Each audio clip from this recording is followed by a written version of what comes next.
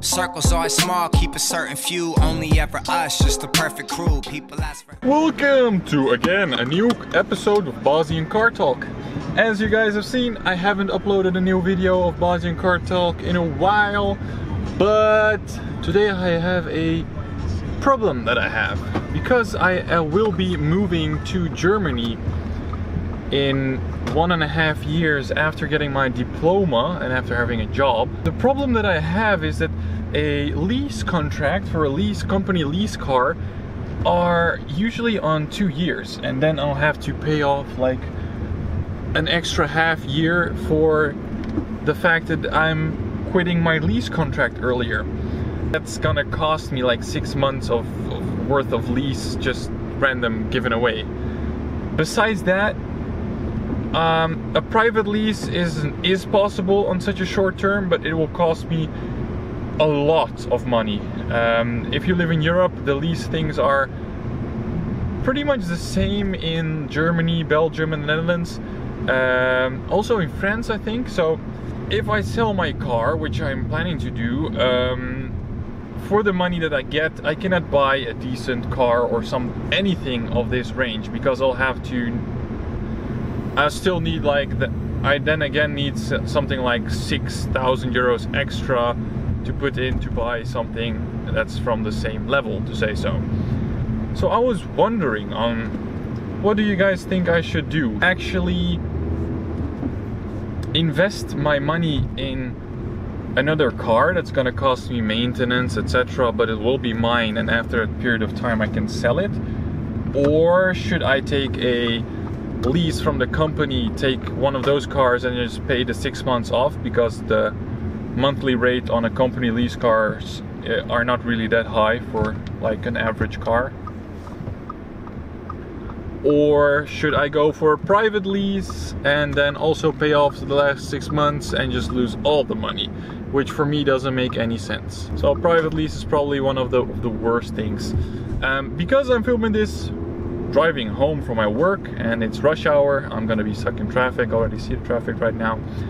I filmed some Autobahn footage at night, so it's not really that good of a footage, but probably a bit different and interesting, more interesting than the stuff I usually show. So it was quite some high speeds. I think I did like 200 plus on the video.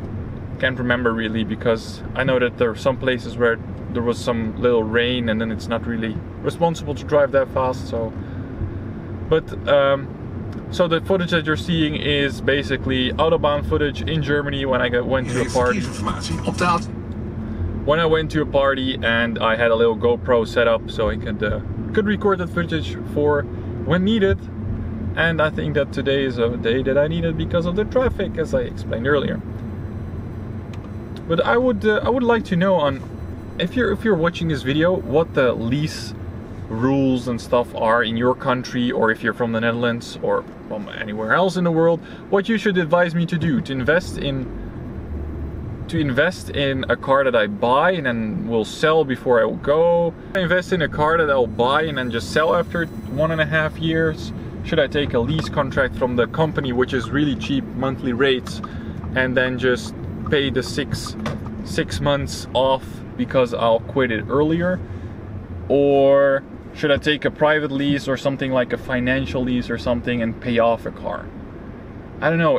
Either way, I'm gonna lose a lot of money just because it's a short term, you know, 1.5 year.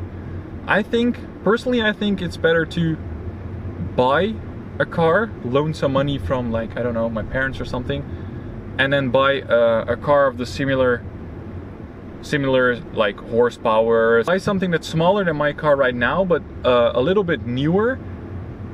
Not really that much newer, but then I don't lose a lot of money on depreciation. So it's really hard, but either way I'm gonna lose money on maintenance and that kind of stuff. So it's also really risky to buy a used car, especially in the Netherlands, because used cars in the Netherlands are really expensive compared to Germany. So I don't know, it's really painful. I need a car, but it's also gonna be so funny that I'm losing so much money just because I need it for only 1.5 years, and after that the costs and everything is gonna be so much lower. So this is really a clip asking you guys for some help. Besides that, for the future car. I decided on the RS3 in the previous video, but there is new stuff coming out. There is new stuff coming out. The V8s are really too much to maintain. I was looking at the RS5 from 2012, but it's just too much for me to maintain. The costs, living on my own, having 2 cars. But the new AMG A45, I did show the A-Class in my other video. The AMG version is not gonna be that expensive, and also I looked at like the AMG A45 AMGs that are on the market right now, and there's so much choice.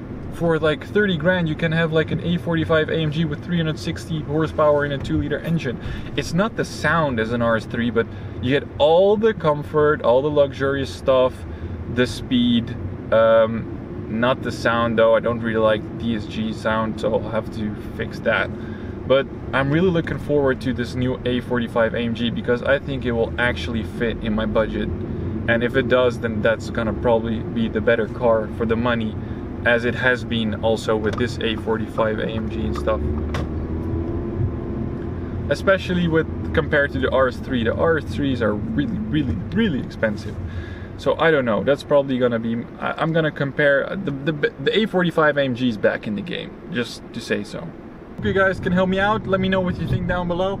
And I see you guys in the next episode of Bosnian Car Talk, where I'm gonna make my choice probably, hope so, by then. Maybe have some new news on the A45 AMG, or maybe on a new RS3 model, who knows. We're gonna find out what is going to be on the market by then. So I see you guys. Thank you guys for watching. Leave a like if you like this video down below. Subscribe to my channel if you haven't already to see more of this kind of content. And I see you in the next video. Ciao.